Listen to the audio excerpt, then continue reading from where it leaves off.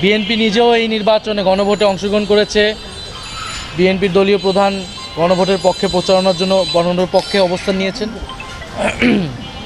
এখন তারা সংবিধানের দোহাই দিচ্ছে, সংবিধানের দোহাই দিয়ে তারা গণভোটের আদেশকে অস্বীকার করছে।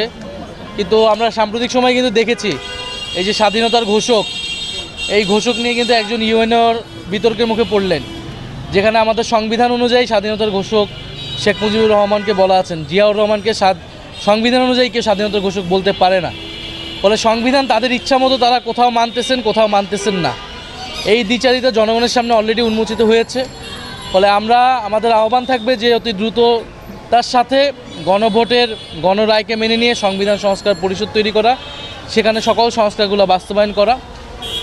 অন্য এর যদি কোনো ব্যত্যয় ঘটে এবং তারা যদি এই ধরনের সাংবিধানিক দোহাই দেয়, এটা জনগণের কাছে বিশ্বাসযোগ্য হবে না।